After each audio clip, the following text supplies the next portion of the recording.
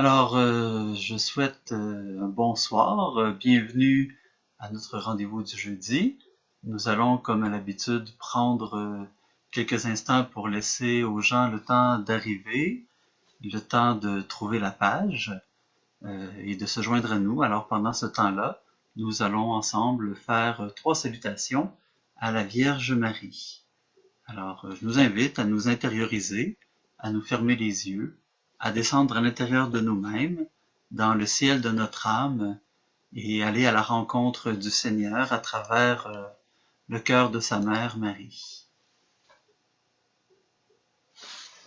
Réjouis-toi, Marie, comblée de grâce. Le Seigneur est avec toi. Tu es bénie entre toutes les femmes, et Jésus, le fruit de tes entrailles, est béni. Sainte Marie, Mère de Dieu, prie pour nous pécheurs, maintenant et à l'heure de notre mort. Amen. Réjouis-toi, Marie, comblée de grâce, le Seigneur est avec toi. Tu es bénie entre toutes les femmes, et Jésus, le fruit de tes entrailles, est béni. Sainte Marie, Mère de Dieu, prie pour nous pécheurs, maintenant et à l'heure de notre mort. Amen. Réjouis-toi, Marie, comblée de grâce, le Seigneur est avec toi.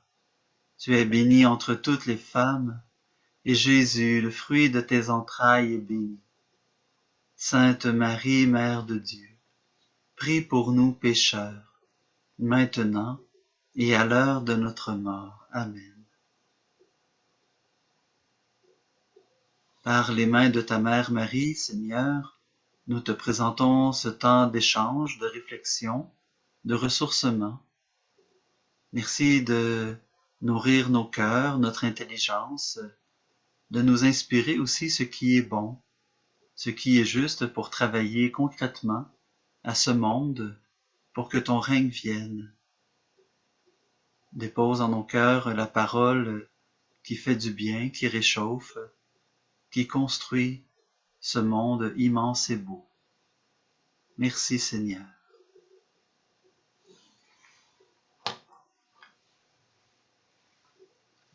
Alors dans un premier temps, si vous pouvez indiquer que vous êtes présents, ceux qui sont déjà là, ça permet de voir le fil bouger un peu puis voir que je suis effectivement en direct. Et autre chose, je vais essayer un nouvel outil. Normalement, vous devriez avoir des pop-up qui arrivent dans votre écran ou encore en bas à droite, vous devriez voir une petite icône apparaître avec un sondage. Donc, c'est un petit rond blanc avec des petites lignes mauves à l'intérieur. Comme là, actuellement, il y a une question qui devrait arriver. Le son est-il bon? Et vous pouvez cliquer sur oui ou sur non. Et ça va me permettre de voir où est-ce que ça en est, si le son passe bien. Alors, bonjour René, je vois que tu es arrivé. Merci. Parfait. Donc, on voit que le son passe. C'est déjà extraordinaire. Voilà. Alors, ce soir, nous abordons des questions assez sérieuses quand même. Nous avons des questions qui nous ont été posées la semaine dernière. Et sur ces questions-là, on va élargir, évidemment. On va essayer de répondre quand même aux questions. Mais on va aussi élargir pour continuer à se nourrir le cœur et l'âme. Mais avant de commencer, j'aimerais lire avec vous un extrait de l'Évangile de Matthieu. Alors, c'est au chapitre 14, les versets 22 à 33. Donc, Matthieu 14, 22 à 33.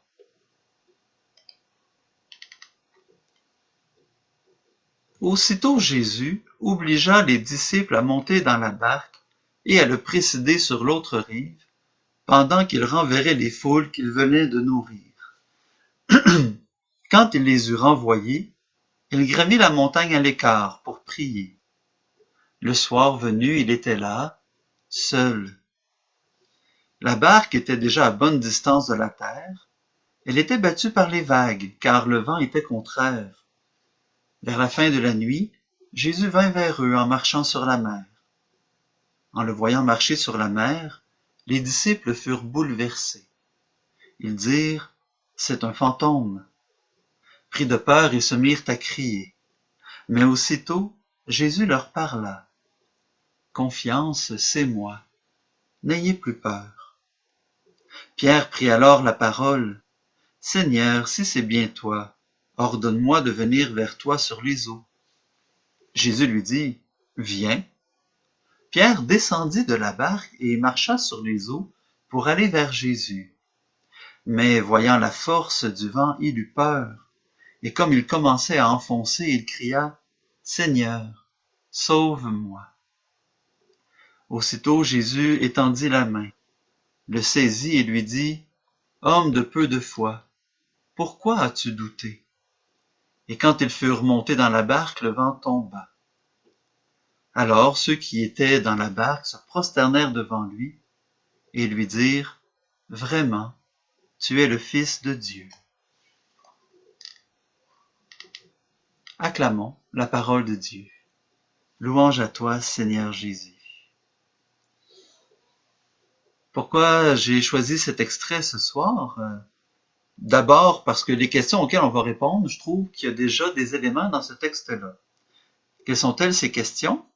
Alors la première question, qui peut être la grande question qui chapeaute un peu le tout, c'est Dieu peut-il intervenir directement aujourd'hui? Et les questions qui sont un peu sous-jacentes, c'est par exemple, Dieu pourrait-il arrêter le coronavirus? Si oui, pourquoi ne le fait-il pas?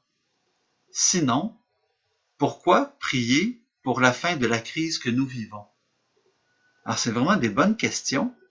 Et dans l'extrait de l'évangile qu'on a vu, on voit que Jésus, une des premières actions qu'il fait après avoir renvoyé les foules, c'est d'aller dans la montagne et de se mettre en prière. Et dans l'extrait qu'on a entendu, l'expression qui est utilisée, c'est « Il gravit la montagne à l'écart pour prier ».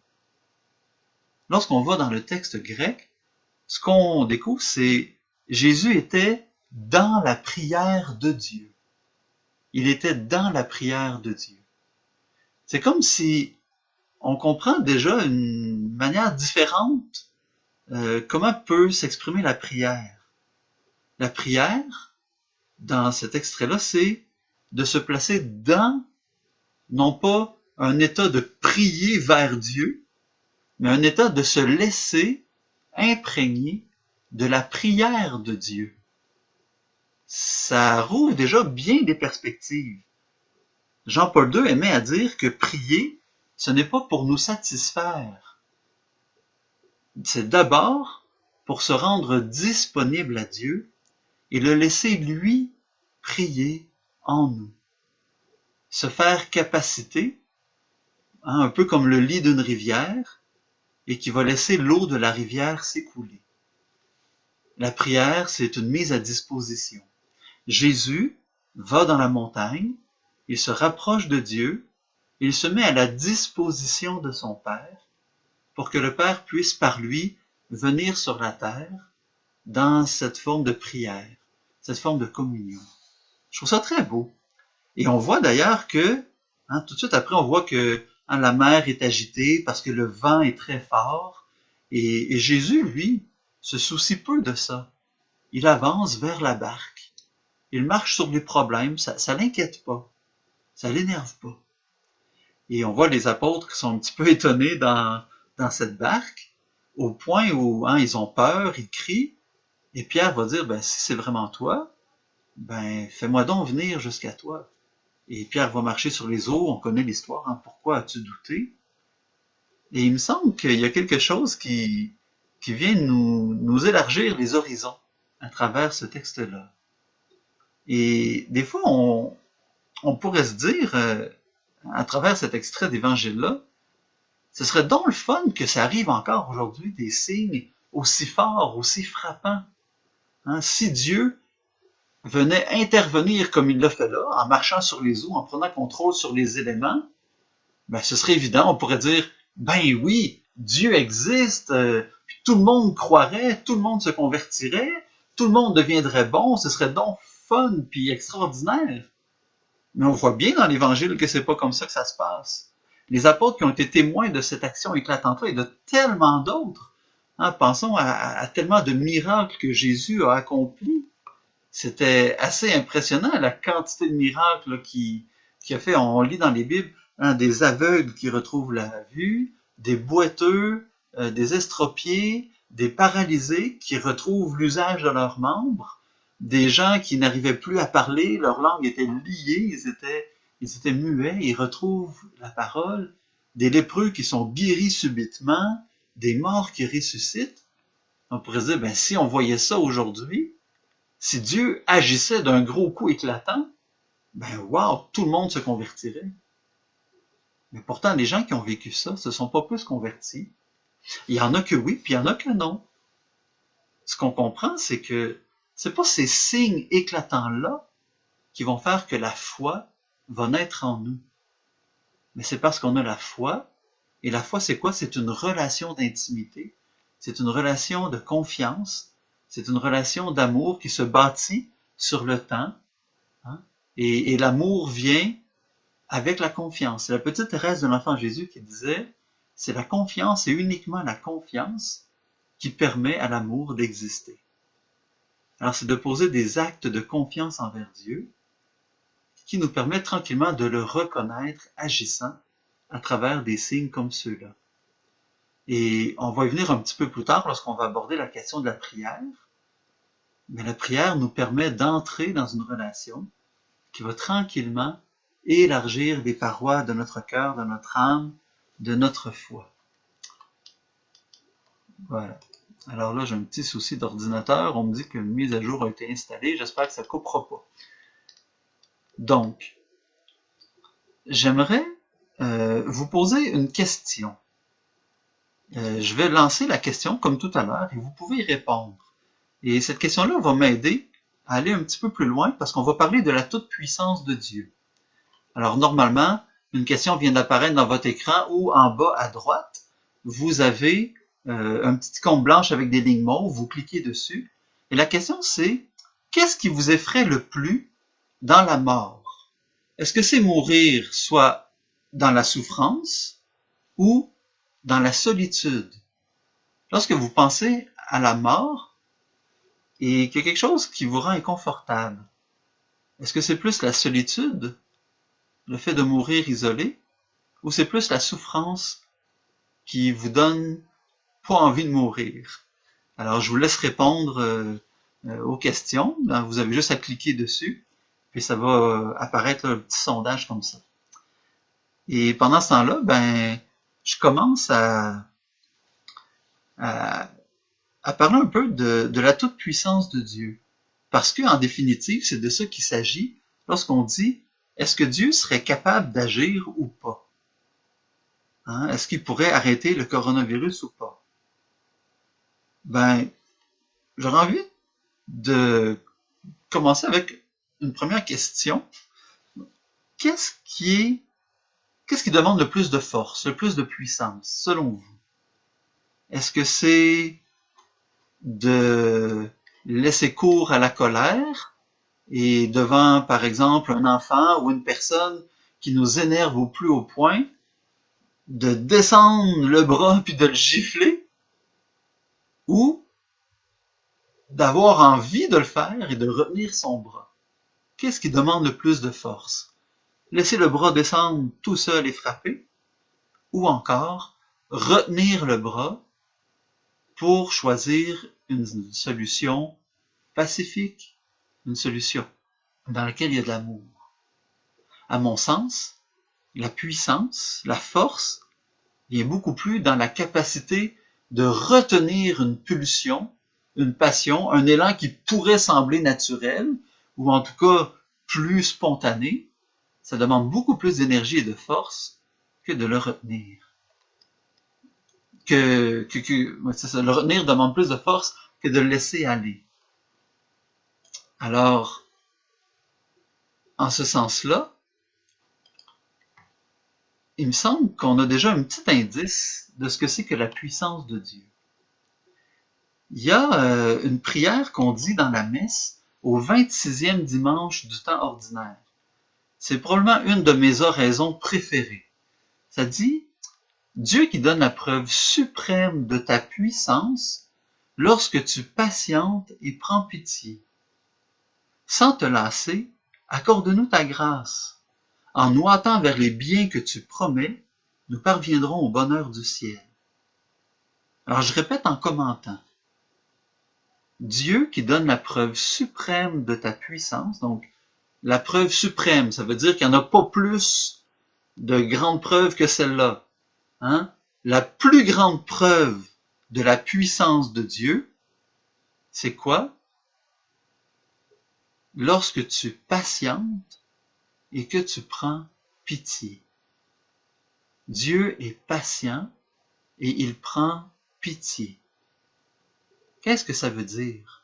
Est-ce que ça veut dire Dieu est patient, il s'assoit sur ses petites fesses là, dans le ciel, sur son trône céleste avec les nuages et tout ça, puis il se croise les bras, puis il laisse les affaires aller, puis ça ne dérange pas ce qui se passe sur la terre, débrouillez-vous. Non, c'est pas comme ça que ça fonctionne. Hein? La patience de Dieu, c'est qu'il a confiance dans sa création. Il a confiance dans ses créatures. Il a confiance dans la plus belle de ses créatures, l'être humain, qu'il a élevé à la dignité de fils, de fille de Dieu. Il a partagé sa dignité. Alors c'est quand même pas rien. Quand Dieu patiente, c'est que il a une raison de patienter, de ne pas intervenir. Est-ce qu'il aurait la capacité de le faire? Oui. Dieu peut tout. Est-ce qu'il a la volonté de le faire? Non. Parce que Dieu nous a créés par amour, et l'amour donne à l'autre non seulement la liberté, on parlera de ce que c'est que la liberté dans quelques instants, mais ça donne aussi la fécondité. Ce qui fait que l'être humain est une créature à l'image de Dieu, c'est pas les traits de notre visage, c'est pas qu'on a 2 bras, 2 jambes, Dieu est immatériel. C'est qu'il nous a donné la capacité de donner du fruit, de participer à la création, d'une certaine manière d'être des co-créateurs. Adam et Ève, qui sont dans le jardin d'Éden, sont les jardiniers de Dieu. Et Dieu leur donne pouvoir sur tout. Hein? Occupez-vous des jardins, occupez-vous du jardin, occupez-vous des plantes. Donne à Adam un nom à chaque élément de la création. Veille sur celle-ci. Donne-lui de porter du fruit. Porter du fruit. La fécondité. C'est ça la beauté de la nature humaine. C'est ça la beauté du cœur généreux de Dieu. Dieu est le seul créateur, mais il nous fait participants de sa création. Et pourquoi il patiente? C'est qu'il nous donne l'occasion de mettre en œuvre tout ce qu'il a déposé en nous depuis la création du monde pour que nous puissions participer à la création. Est-ce que Dieu pourrait intervenir? Oui. Et ça arrive que Dieu intervienne de certaines manières. Pourquoi est-ce qu'il n'arrête pas le coronavirus? Est-ce que Dieu veut le mal? Est-ce que Dieu veut la souffrance et la maladie? Non. Ce n'est pas dans son projet d'amour. Mais dans son projet d'amour, il a déposé dans le cœur de toute personne des capacités, des dons, des talents, des charismes, des forces, des énergies à mettre en œuvre pour refléter quelque chose de sa bonté, de sa bienveillance et de sa tendresse, de sa créativité, de son originalité. Dieu n'a pas voulu être un peu comme un marionnettiste, un puppet master, puis on aurait des fils, puis on est conditionné par avance à faire toutes sortes de choses. Dieu nous a créés pour entrer en relation les uns avec les autres, pour aller de l'avant dans un acte d'amour profond, et que l'amour porte un fruit, que l'amour se multiplie au contact les uns des autres. On voit dans le sondage que j'ai lancé, c'est assez partagé. Qu'est-ce qui vous effraie le plus? Mourir dans la souffrance ou dans la solitude? J'ai comme réponse finale à l'heure actuelle un beau 50-50. Et pourtant, quand ça a commencé, ça a été 100%. À un moment donné, il y avait 6 personnes qui avaient répondu dans la souffrance et seulement 2 dans la solitude. Oups, ça a changé, ça a basculé. Et on se rend compte que la solitude est quelque chose qui nous pèse, et spécialement dans ce temps de confinement. Souvent, lorsqu'on parle aux gens, j'ai eu cette chance-là comme prêtre d'accompagner des gens qui étaient à l'hôpital, sur leur lit de mort, qui restaient seulement quelques heures à vivre selon les médecins. Et des gens qui, qui étaient profondément euh, apeurés devant la mort. Et lorsque j'étais seul avec ces personnes-là, ce qu'on me disait, j'ai peur parce qu'il y a un pardon que j'ai pas accordé. Et puis telle personne de ma famille, j'ai pas pu lui dire. Hein, et souvent, j'ai vu des gens où on disait, il reste seulement quelques heures, puis ça durait 2 jours, 3 jours. Et puis à un moment donné, une personne qui arrivait de loin, d'une autre ville, venait passer. Elle prenait quelque temps avec la personne mourante. Un pardon, une explication était donnée. Et puis quelques minutes après, très paisiblement, la personne mourante partait dans une grande paix.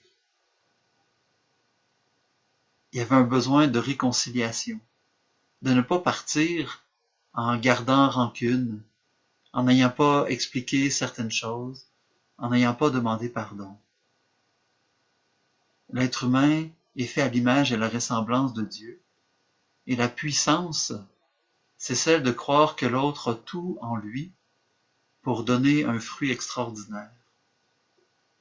Et l'amour profond, ce n'est pas de faire les choses pour les autres, mais c'est d'être là pour les accompagner, pour leur révéler ce qu'ils ont de meilleur en eux-mêmes, pour le mettre en œuvre. Ce qui fait la beauté de Dieu, c'est que lui est celui qui donne la vie, et il fait de nous des gens qui donnent la vie, des donnants vie, donnant la vie. Nous sommes des donnants vie. Voilà. Hein, donner la vie aux autres. Ce qui fait la réussite d'un parent, c'est quand son enfant a ce qu'il faut pour devenir parent à son tour.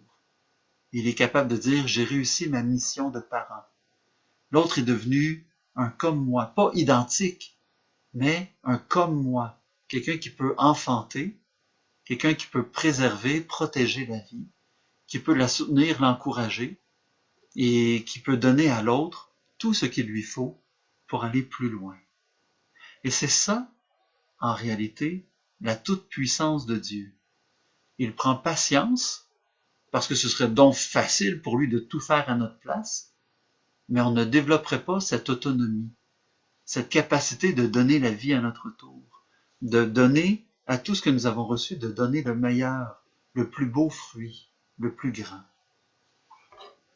J'ai envie de vous poser une question, et cette fois-ci, euh,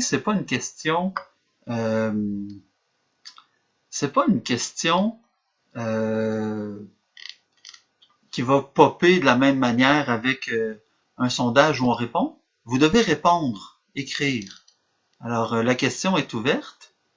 C'est quel don ou talent, force, charisme, capacité est-ce que j'ai reçu et qui pourrait soulager la détresse du monde dans lequel on est? Alors, vous avez la question qui est ouverte et vous pouvez y répondre, soit dans le chat directement, ou encore dans la petite fenêtre qui s'est ouverte en bas à droite. Quel don, quel talent, quelle force, quel charisme, quelle énergie, quel dynamisme, quelle particularité j'ai reçu et qui pourrait m'aider à transformer le monde dans lequel je vis, à soulager ce qui est peut-être plus douloureux, plus difficile. Alors, je vous laisse répondre quelques instants.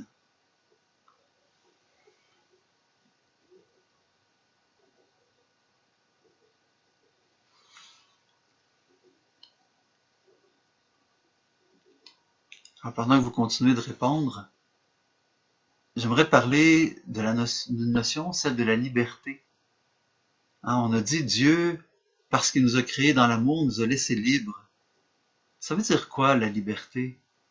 Souvent, on entend hein, être libre, c'est de ne pas avoir de contraintes, d'être capable de pouvoir choisir ce que je veux. de pouvoir faire ce que je veux, comme je veux, quand je veux, où je veux, avec qui je veux, le temps que je veux, de la manière que je veux. Et pourtant, c'est pas tout à fait ça. Ça, c'est plus ce qu'on appelle le libre choix, la capacité de choisir. Faire un choix, ce n'est pas forcément être libre. Être libre, c'est plutôt orienté vers, souvent pour comprendre un mot, on regarde son opposé. Qu'est-ce que c'est la différence, le contraire de liberté? L'esclavage. Être esclave. C'est ce qui vient empêcher la liberté. Donc, ce n'est pas tant d'être euh, capable de faire ce que je veux, mais c'est surtout d'être capable de choisir ce qui donne la vie, ce qui ne me rend pas esclave de la mort, ce qui ne me rend pas esclave du péché, ce qui ne me rend pas esclave du regard des autres, de la pression sociale, des attentes qu'on fait peser sur moi. Mais la liberté véritable, c'est d'être capable d'entrer à l'intérieur de moi-même et de savoir discerner qu'est-ce qui est le meilleur pour moi et d'être en moyen de mettre en œuvre ce qu'il faut pour l'accomplir. Je vous donne un exemple. Moi, je suis diabétique. On a découvert ça il y a 2 ans, un diabète assez sévère. Et bon, je suis pas une grosse bébite à sucre, mais quand il y a un petit plat de jujube, ben j'ai tendance à avoir la main qui passe assez souvent, puis si je tasse pas le plat de jujube, ben il y a des chances que je passe à travers. Hein. Et, et si je me laisse aller, ben à l'heure actuelle, manger un plat de jujube, ça veut dire aller à l'hôpital. Ça veut dire risquer peut-être même d'avoir des dommages profonds à mon corps et peut-être me conduire à la mort. Alors si j'ai une petite fringale, ben ce qui est plus sage, c'est de me couper des crudités, des petites carottes dans un plat, puis de les remplacer à la place des jujubes, puis de manger ça pendant que je joue un jeu de société avec mes amis. C'est pas ce que de plus appétissant, de plus attrayant. C'est vrai que si la liberté, c'est de faire ce que je veux quand je veux, comme je veux, je tombe dans les jujubes. Mais ça me conduit à la mort. C'est donc un choix, mais ce n'est pas la liberté. La liberté, c'est la capacité de discerner ce qui est bon pour moi et la capacité d'accomplir, de mettre en œuvre les énergies que j'ai reçues pour aller de l'avant en ce sens-là. Et c'est ça la liberté profonde des enfants de Dieu. Être capable de dire, OK, j'ai des désirs en moi. J'aimerais faire ceci, j'aimerais faire cela, mais à l'heure actuelle, ce n'est pas ce qui est bon pour moi. Et ce qui est bon pour moi, ben, je vais le mettre en œuvre. Je ne suis pas esclave de ma passion ou de mon désir. Je suis libre. Pourquoi je parle de la liberté? Parce que lorsqu'on dit dans la question, est-ce que Dieu pourrait intervenir dans les éléments du monde? Ben, il faut comprendre que la liberté, si elle m'a été donnée à moi, créature, elle a aussi été donnée aux éléments du monde. Ce n'est pas Dieu qui, sur son nuage dans le ciel, comme une espèce de grand marionnettiste, va diriger tous les nuages, puis dire, bon, ben là, ça prend un peu de pluie ici, un peu de pluie là-bas, ben là, il faudrait mettre un peu de soleil ici, on va faire pousser tel brin de gazon, faire éclore telle fleur, je déplace le mouvement de cette abeille-là, puis Dieu ne fonctionne pas comme ça. Dieu crée le monde dans un esprit de grande liberté. Et il a donné cette liberté-là à tous les éléments de la création. Il a donné à chacun des éléments de la création une fonction, un rôle, une nature qu'on dit.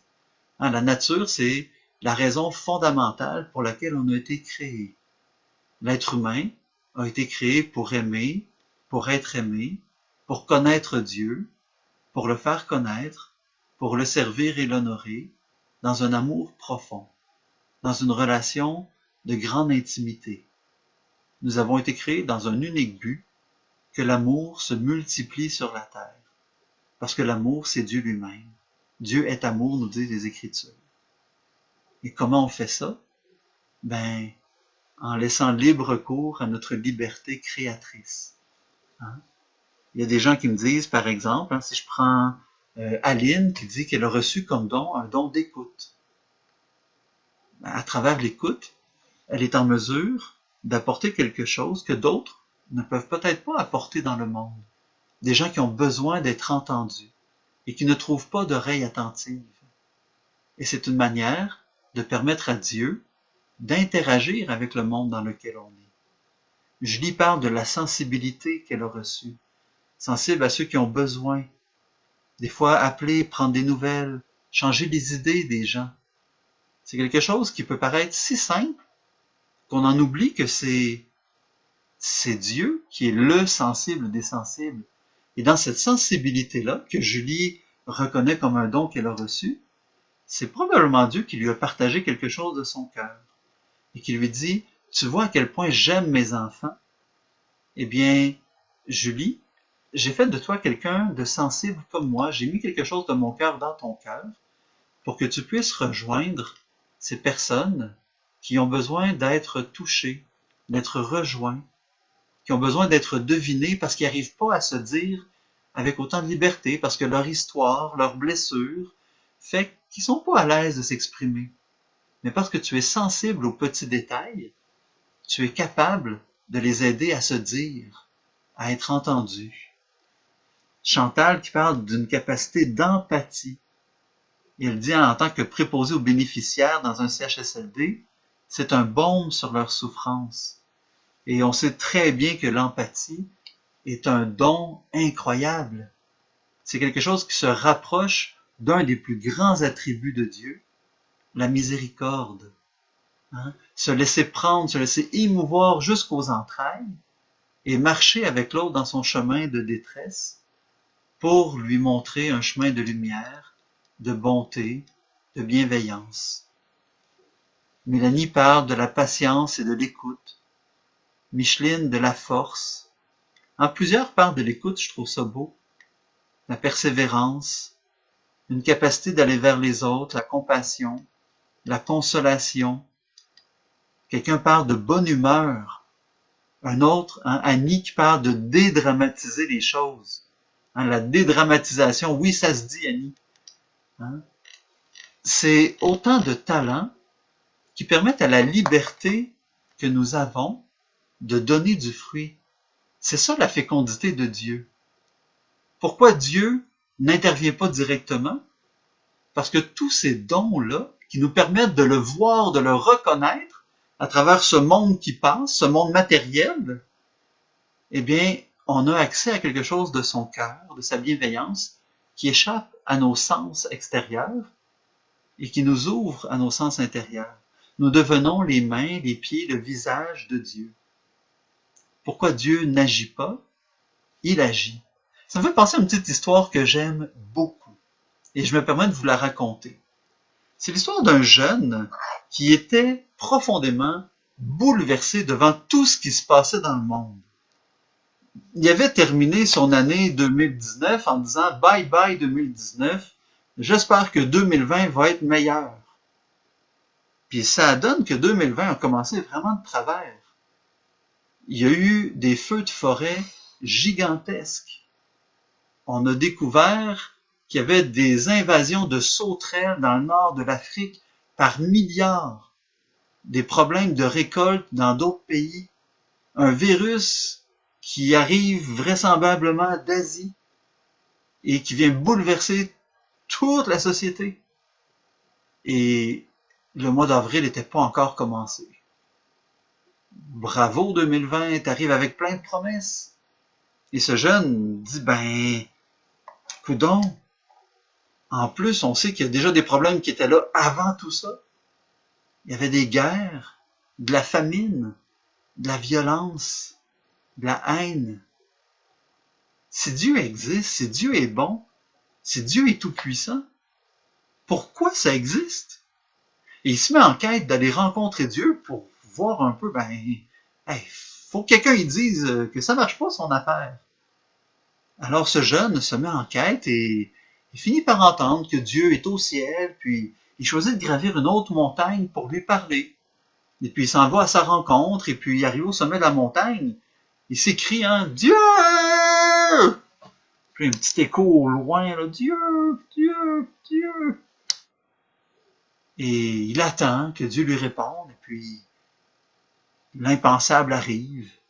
Hein, il y avait des nuages, et il s'écarte tranquillement devant lui. Un gros rayon de soleil qui vient sur son visage. Plein de chaleur, il se sent bien. Une voix se fait entendre. Oui, mon fils. Dieu, est-ce que c'est vrai que t'es tout puissant? Oui, mon fils. Est-ce que c'est vrai que t'es capable de tout? Oui, mon fils. Est-ce que c'est vrai que t'es plein d'amour, que t'es seulement ça, l'amour? Oui, je ne suis qu'amour. Alors pourquoi tu fais rien devant tous ces fléaux sur la terre? Comment ça, je fais rien? Je t'ai créé, toi. Je t'ai créé, toi. Nous sommes la réponse de Dieu au mal de notre monde. Nous sommes la réponse de Dieu aux besoins de notre monde. Nous sommes la réponse de Dieu à notre monde qui a besoin d'être pris en charge pour donner du fruit. C'est magnifique quand on y pense. Jésus l'a dit, allez de par le monde entier, faites des disciples, annoncez-leur la bonne nouvelle, qu'ils soient baptisés, hein, qu'ils soient plongés, c'est ça que ça veut dire, baptiser, qu'ils soient plongés dans le Père, qu'ils soient plongés dans le Fils, qu'ils soient plongés dans l'Esprit Saint, qu'ils en soient baignés, imprégnés. Rappelons-nous l'extrait d'évangile qu'on a lu au tout début de notre partage. Jésus était dans la prière de Dieu, immergé, plongé, baigné. C'est ça le désir de Dieu pour nous, que nous soyons plongés en lui et que nous devenions sa réponse. Et la question était posée, si Dieu n'agit pas, pourquoi? On a un peu répondu. Et pourquoi alors prier pour la fin de la pandémie? Si Dieu ne veut pas l'arrêter, c'est pas qu'il veut pas. C'est qu'il choisit d'agir différemment. Son désir, c'est que nous nous mettions en œuvre à travers cela pour laisser jaillir quelque chose de plus grand et de plus beau encore. Là où le péché a abondé, la grâce a surabondé, disent les Écritures. Là où le mal a voulu faire sa marque, le bien est venu l'effacer pour faire une marque plus grande encore. Là où la mort a voulu freiner la fécondité, la vie est venue faire exploser les limites de la mort. Là où nous étions limités dans nos capacités, nous avons reçu de Dieu sa dignité divine. Il y a en nous toute la force de Dieu. Donc ce n'est pas que Dieu ne veut pas arrêter, c'est que Dieu veut utiliser des moyens qui sont différents. Alors pourquoi prier? Parce que la prière nous permet de plonger en Dieu. Nous l'avons dit, la prière, ce n'est pas une satisfaction que nous recherchons, mais une relation. Hein? Des fois, on imagine la prière un peu comme un plateau de balance. Puis là, on dit, ben Dieu a pris une décision. Puis là, c'est comme ça. Puis plus je vais prier, plus ça va faire du poids. Puis hop, tranquillement, la décision de Dieu va pouvoir changer.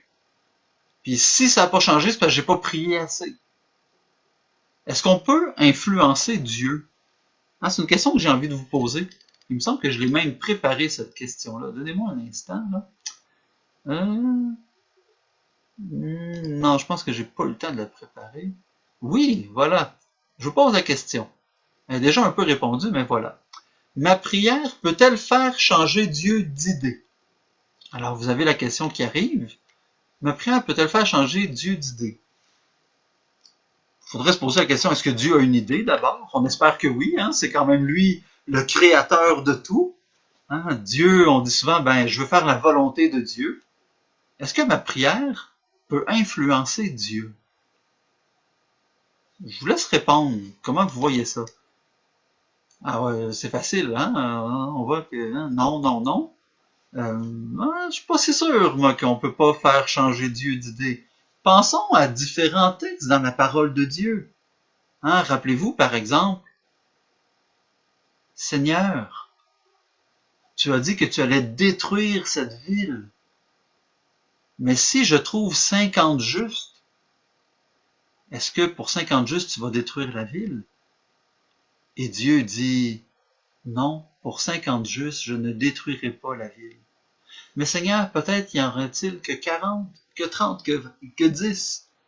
Non, je ne détruirai pas la ville. Ça voudrait dire qu'on pourrait avoir une certaine influence sur le projet de Dieu. Bonne question, hein? En fait, ce qu'il faut comprendre, c'est que Dieu n'a pas de volonté statique en quelque sorte. Hein? La volonté de Dieu, c'est que nous soyons des êtres humains libres, des êtres humains féconds, des êtres humains épanouis, hein, des êtres humains fiers, hein, qui avons une autonomie. Et l'autonomie ne veut pas dire se couper de lui, mais ça veut dire être capable de trouver en soi toutes les énergies, puis d'avoir l'intelligence de dire, ben, il y a des affaires pour lesquelles je n'ai pas ce qu'il faut, et je dois aller chercher là où ça a été déposé, dans le cœur de l'autre, dans le cœur de Dieu lui-même. D'être capable, l'autonomie, c'est d'être capable de reconnaître que j'ai des limites, qu'il y a des choses que je ne peux pas faire, et que c'est bon que ça a été créé, que j'ai été créé comme ça. Si Dieu m'avait voulu autrement, il m'aurait fait autrement. Donc, Dieu n'a pas une volonté statique en voulant dire, Dieu ne veut pas que je fasse 4 pas par en avant, que je tourne de 20 degrés à gauche, que je fasse 11 pas dans ce sens-là, que je tourne la tête de même, que je dise salut à un tel, puis si je le fais pas, ben je viens de briser tout son plan puis toute l'harmonie de l'univers. On le disait tout à l'heure, il y a quelque chose à l'intérieur de nous qui est porteur de la vie. Alors, est-ce que ma prière peut changer le projet de Dieu, sa pensée? Ben, c'est une question piège. Parce qu'on peut pas répondre oui, on peut pas répondre non. C'est pas une question fermée. Ce qu'il faut comprendre, c'est que la prière nous aide surtout à nous ajuster, à nous syntoniser sur le poste de Dieu et à entendre un mouvement d'amour profond. Nous plonger dans la prière de Dieu, dans son rêve d'amour pour toute personne, de développer à l'intérieur de nous les sentiments de Jésus pour le Père, les sentiments du Fils pour Dieu le Père. Et ces sentiments-là, c'est les sentiments en même temps du Père pour son Fils, les sentiments du Père pour toute personne. Alors, est-ce que la prière change Dieu? Non, mais elle me permet d'entrer plus en profondeur dans la compréhension de son désir. La prière me plonge dans les Écritures. La prière me plonge dans mon histoire. Et ça me permet de faire mémoire de toutes les actions bienfaisantes que Dieu accomplit dans ma vie. Et ça vient nourrir mon espérance. Pourquoi est-ce que je m'inquiéterais devant la souffrance? Quand j'ai souffert dans le passé, Dieu est venu agir à travers ma mère quand j'étais enfant, à travers mon père quand j'étais adolescent, à travers un ami, un collègue, mon époux, mon épouse, un voisin, à travers un frère, une sœur en communauté. Dieu m'a donné des forces que je ne soupçonnais même pas. Je vous donne un exemple trop banal en apparence. J'ai une amie avec qui je vis en communauté. On est allé ouvrir une maison de Marie-Jeunesse dans un autre pays. Et puis on venait d'arriver, c'était en novembre, puis 2 semaines après commençait le temps de l'Avent. Puis comme on venait d'arriver, on n'avait pas de crèche. Alors cette sœur-là vient me voir, puis elle me dit, ah Francis, on n'a pas de crèche, est-ce qu'on irait en acheter une? Je dis, ben je pense que pour l'instant, on n'a pas beaucoup de budget, vaut mieux mettre l'argent sur l'épicerie ou peut-être des choses qu'on a un peu plus besoin pour équiper la maison, puis s'occuper de la mission, mais il y a peut-être d'autres solutions. Si tu as une idée, viens me revoir, on va essayer d'y penser. Alors, la sœur vient me revoir en après-midi, elle dit, écoute Francis, j'ai dans le cœur l'idée de peindre une crèche, qu'on pourrait juste afficher sur le mur. J'ai dit, ben pourquoi pas? Mais elle dit, j'ai jamais fait ça, puis je sais pas si je suis capable de dessiner, je sais pas si j'ai le talent. Ben essaye, puis on va savoir, ça coûte pas grand-chose, là. Une feuille de carton, un petit peu de peinture, puis Finalement, la crèche qu'elle a faite était magnifique. On l'a gardée pendant 4 ans. Puis on l'affichait à chaque année, même si on avait reçu une crèche à un moment donné. On trouvait toujours un lieu pour la mettre parce qu'on la trouvait très belle. Puis finalement, cette sœur-là a découvert un talent artistique incroyable qu'elle ne savait pas. Elle, dans sa tête, c'était une scientifique, une cartésienne. Elle a fait des études en sciences, elle était en biologie, puis elle, c'était l'intelligence pure, les sciences pures, puis j'ai pas de talent artistique particulièrement. Puis finalement, en découvrant ça, ben, elle a eu envie d'en faire plus. C'est devenu la sœur qui s'occupait de créer les décors pour nos pièces de théâtre, les décors quand on faisait des rassemblements. Elle a mis sur pied tout un petit groupe de jeunes qui venaient participer à ça, puis elle les aidait à développer leur talent artistique. Elle s'est mise à faire de la peinture. Et puis si vous allez dans la cathédrale de Sherbrooke aujourd'hui, vous avez un endroit où il y a le tombeau de Mère Marie-Léonie. Et il y a une belle icône qui a été écrite. Et bien, celle qui a écrit cette icône-là, c'est Lucie. Celle dont je vous parle, qui il y a quelques années ne savait même pas qu'elle était capable de dessiner. Un talent incroyable qui est né d'un manque, d'un besoin, de quelqu'un qui a dit je ne veux pas intervenir ou je ne peux pas intervenir. Est-ce que tu n'aurais pas quelque chose à mettre en œuvre? Et c'est ce qui est arrivé. C'est un exemple simple, en apparence comme ça. Mais quand il y a un besoin, plutôt que de chercher à réparer puis de revenir à l'état d'origine, on peut dire avec ce qu'est la réalité aujourd'hui, comment la fécondité, comment le fruit peut être renouvelé. On est dans une situation d'église assez particulière avec le confinement. Et on est habitué que l'église, ben, je vais à la messe le dimanche, je fais mes petites affaires, je fais mes prières, puis c'est bon. Mais on est obligé de réinventer l'église en ce moment.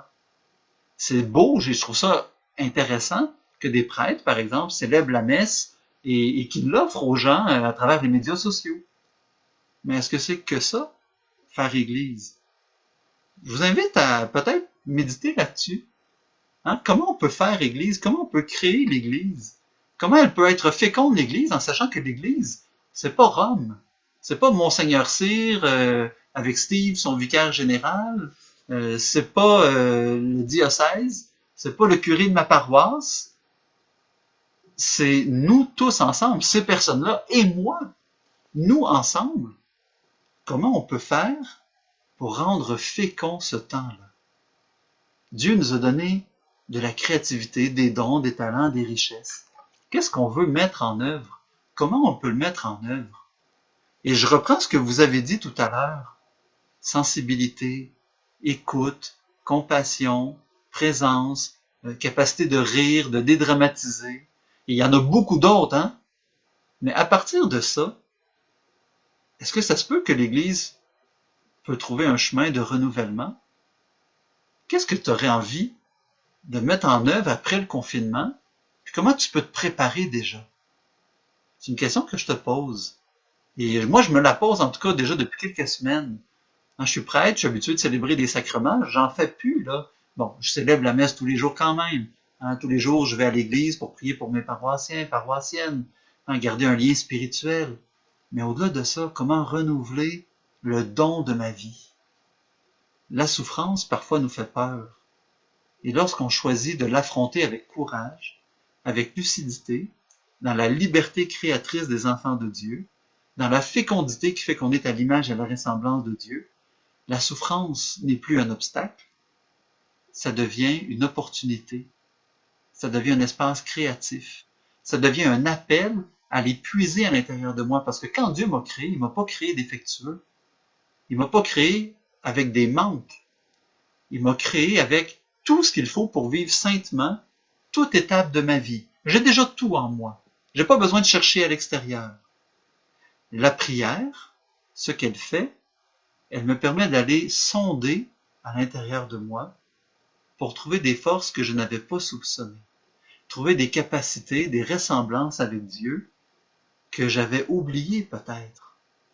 La prière me permet d'entrer dans une autre dynamique, un autre regard, une autre vision. Alors pourquoi prier? C'est peut-être pas tant prier pour la fin de la pandémie que pour prier Seigneur, qu'attends-tu de moi pour œuvrer dans ce monde qui est marqué par cette pandémie?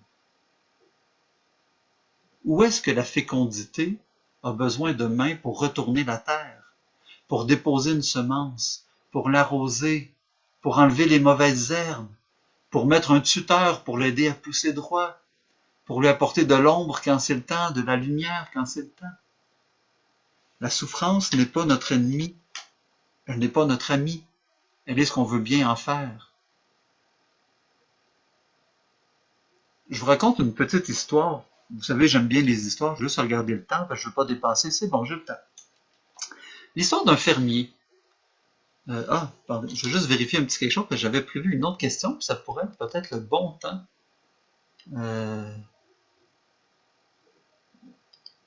C'est intéressant, ça, le résultat. Ma prière peut-elle faire changer Dieu d'idée? Je serais curieux de savoir dans le chat, là, si vous voulez écrire qu'est-ce qui vous fait dire, comment Dieu peut changer d'idée ou non. Mais je vais juste aller à mon autre question. Ben non, c'est pour la fin, celle-là. C'est bon, je suis correct. Donc, je reviens à mon histoire, finalement. Désolé, hein, c'est les joies du direct puis de devoir gérer en même temps l'ordinateur. Donc, merci Annie d'adhérer au défi, je trouve ça beau. Donc, l'histoire.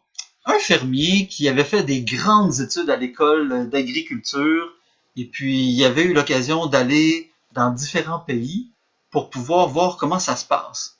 Et puis lui, il avait compris comment fonctionnait l'agriculture. Et puis, il se vantait à tout le monde de dire, moi, si j'avais les capacités de Dieu, mes champs de blé donneraient tellement qu'on pourrait éradiquer la famine mondiale. Je sais exactement ce qu'il faut. Et puis, un jour, est arrivé quelque chose de très simple. Dieu a entendu cette personne. Et il a envoyé son ange pour lui dire, dans son sommeil,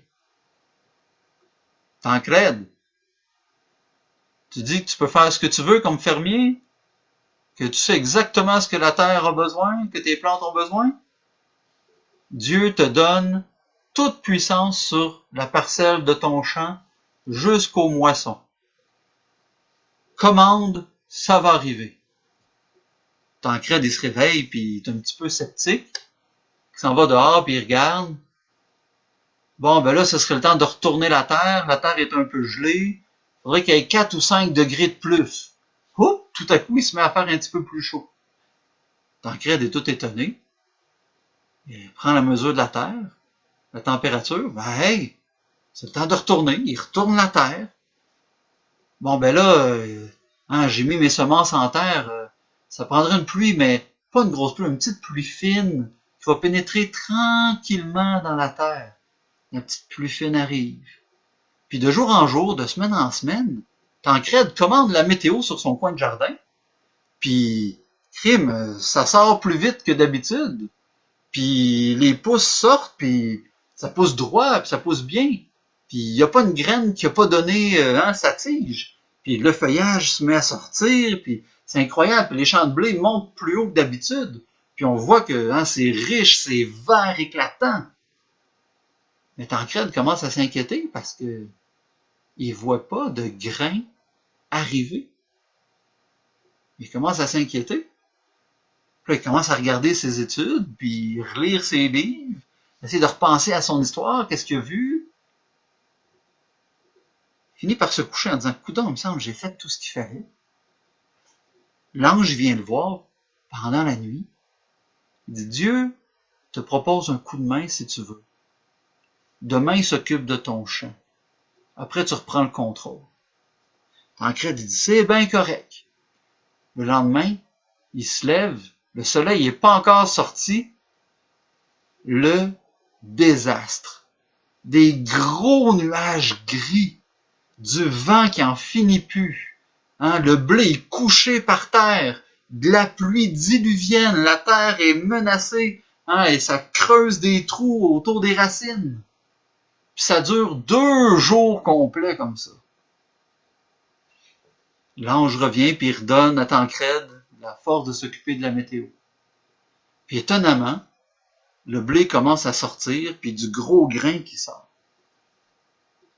Ce que Tancrède a compris avec le temps, c'est que la tempête qu'il n'avait pas prévu était nécessaire pour que les tiges puissent creuser leurs racines plus profondément. Avoir assez peur d'être arraché par la tempête du vent qu'on doit aller plonger nos racines plus profondément pour s'attacher au sol. Et en creusant plus profondément, plus de minéraux, plus de nutriments pour nourrir le grain de blé.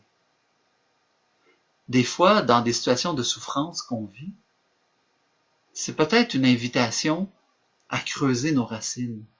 On entend beaucoup de gens dire, puis pas juste des chrétiens, là, des économistes, des politiciens, des sociologues, dire on ne sortira pas de cette pandémie comme on y est rentré.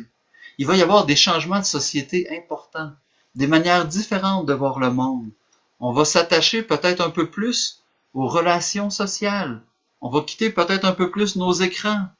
Peut-être qu'on va revenir à certaines valeurs.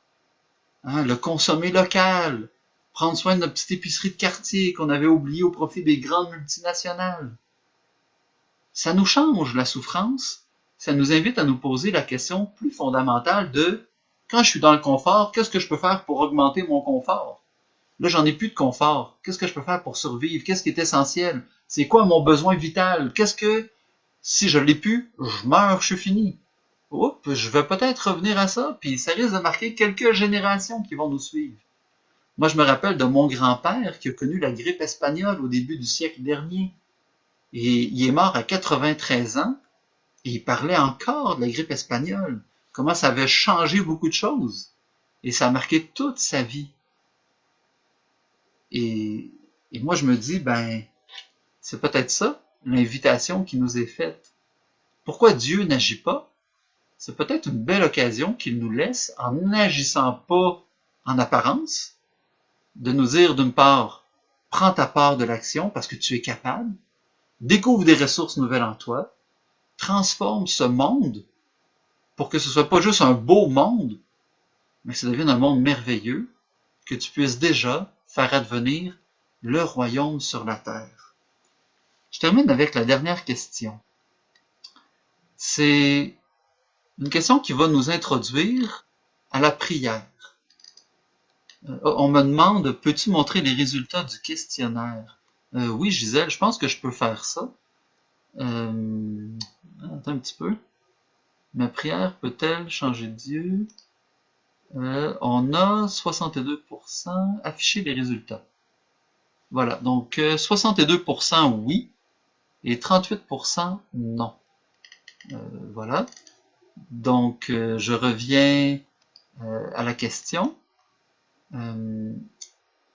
C'est un compléter la phrase. Tout simplement. Seigneur, sauve-moi de. Parce qu'on va terminer en prière. Pourquoi Seigneur, sauve-moi de? Parce que la prière nous ouvre et nous engage à un chemin de nous rencontrer en vérité.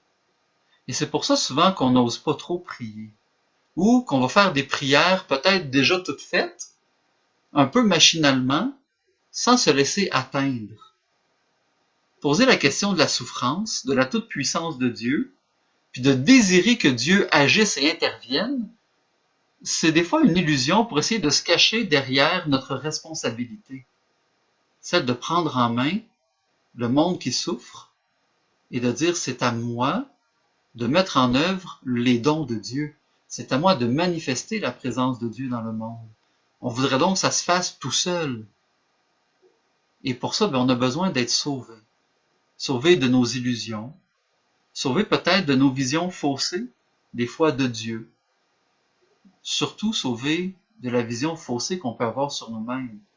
Soit parce qu'on ne se trouve pas digne, pas capable, pas compétent, ou au contraire, trop digne, trop capable, trop compétent pour des petites choses. On a chacun nos défis. Mais surtout, il y a des choses qui nous retiennent, qui nous empêchent d'aller de l'avant. Qui nous empêchent d'aller dans une prière comme celle de Jésus, dans l'Évangile. Aller dans la prière de Dieu. Être plongé, baptisé, plongé dans le Père, dans le Fils et dans l'Esprit.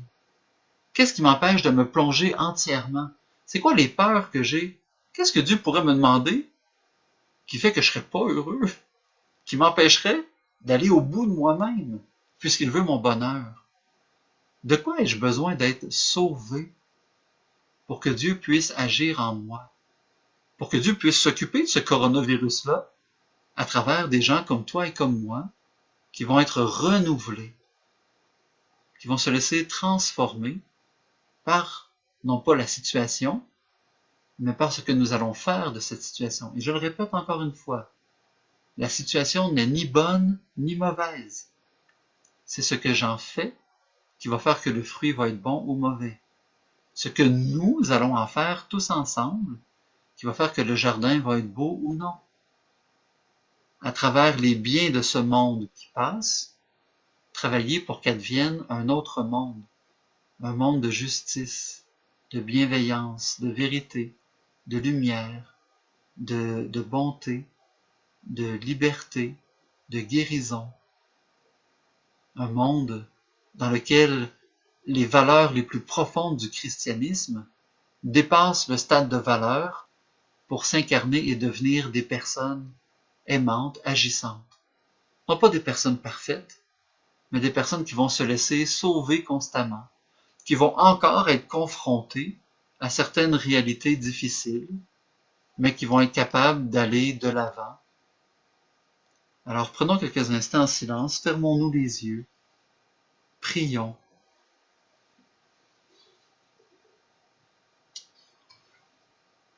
Seigneur, nous avons vu que les questions que nous avons réfléchies nous ont menés sur des terrains peut-être un peu étonnants. Nous voyons que tu agis, mais peut-être pas comme nous on agirait. Nous qui souhaiterions que tu agisses de manière puissante, éclatante, tu viens nous dire c'est par des gestes simples de tes propres mains, Francis, que je veux agir. Ose plonger en toi. Ose affronter ce qui te fait peut-être peur, ce qui te rebute, ce que tu n'aimes pas, de ta personnalité, de tes traits de caractère, de ta souffrance, de tes peurs. Aujourd'hui, je viens à ta rencontre et te rappeler que mon nom, Jésus, Yeshua, signifie Dieu sauve. Et c'est un verbe au présent. Ce n'est pas Dieu a déjà sauvé dans l'histoire à un moment donné. C'est Dieu sauve maintenant. Seigneur, j'ai besoin de me laisser sauver. Et pour cela, j'ai besoin de reconnaître que j'ai besoin d'être sauvé, d'être libéré. Avec Alice, Seigneur, sauve-moi de moi-même, de mon égoïsme, de mon indifférence. Avec Mélanie, Seigneur, sauve-moi de la peur.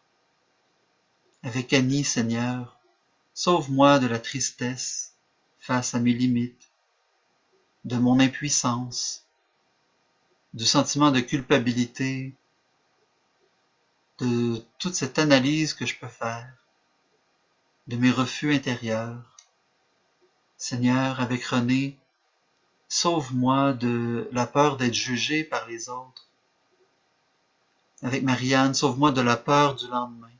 Sauve-moi de ce que je peux pas contrôler dans l'avenir. Sauve-moi de la peur de nettoyer mon frigo. C'est si simple, Seigneur, mais c'est une peur qui m'empêche d'aller de l'avant dans des gestes simples et dans lesquels tu m'invites à manifester ta fécondité. Avec Aline, Seigneur, sauve-moi de ce qui n'est pas essentiel. Avec Céline, sauve-moi de mon nombril. Avec le monde dans lequel je vis, sauve-moi de tout ce qui m'éloigne de toi, ce qui fait obstacle ou écran à ta bonté, à ta bienveillance. Sauve-moi de l'illusion que tu veux m'exclure de ce projet, que je n'ai pas d'importance, que je ne suis qu'une goutte d'eau parmi un océan trop vaste. Sauve-moi, Seigneur, de ce sentiment de n'être pas grand-chose. Parce qu'en réalité, je ne suis pas grand-chose. Mais ce pas grand-chose-là, c'est le pas grand-chose de Dieu. Seigneur, je repense à mon ami Michel, qui est prêtre, et qui aimait bien dire, hein, je suis rien. Mais le Seigneur est tout. Je suis le rien du tout. Et ça me fait du bien de me le rappeler parce que d'une part, ça enlève toute une pression de devoir tellement faire de choses pour travailler à ce monde. Puis en même temps, ça me dit que je peux travailler à ce monde parce qu'il n'y a pas de pression. Puis ce que je vais faire va pas être ce qui va changer le monde, mais la manière dont je vais le faire, le cœur avec lequel je vais me laisser transformer, l'amour qui va circuler, les décisions que je vais prendre, la liberté qui va grandir en moi, va permettre à d'autres de voir un chemin de lumière s'ouvrir pour eux. Seigneur, j'ai simplement envie de te faire cette prière de François d'Assise. Fais de moi un instrument de ta paix. Accorde-nous, Seigneur, ta bénédiction. Rappelle-nous que tu veux marcher avec nous. La balle est dans notre camp. Nous sommes libres, c'est-à-dire capables de discerner ce qui est bon pour nous, pour notre âme, pour notre prochain. Et si parfois ça veut dire quelque chose qui pourrait peut-être déplaire sur le premier coup, mais ensuite faire tellement de bien à l'âme, et bien que j'ose dépasser les peurs pour entrer dans la lumière de la vérité et de l'amour profond. Que ton amour, Seigneur, soit sur nous, comme notre espoir est en toi. Je t'aime, Jésus, et j'ai confiance en toi.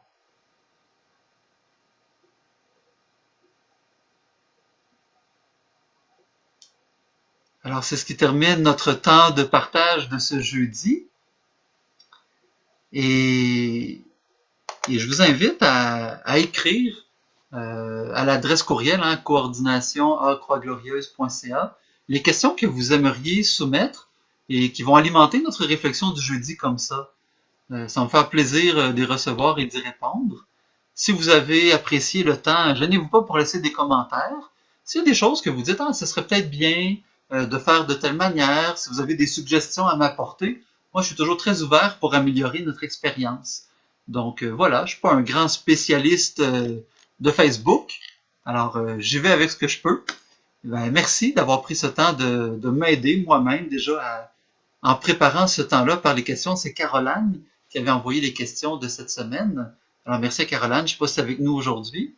Mais moi, ça m'aide en tout cas à faire du cheminement intérieur et de le partager, ça m'engage à creuser certaines réalités.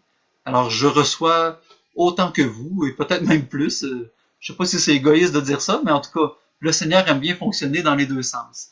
Alors j'attends vos questions pour la semaine prochaine. Et puis n'hésitez pas à aller voir sur la page Croix Glorieuse. Il y a toutes sortes de projets, d'activités, de ressourcements qui vous sont proposés pendant cette période de confinement.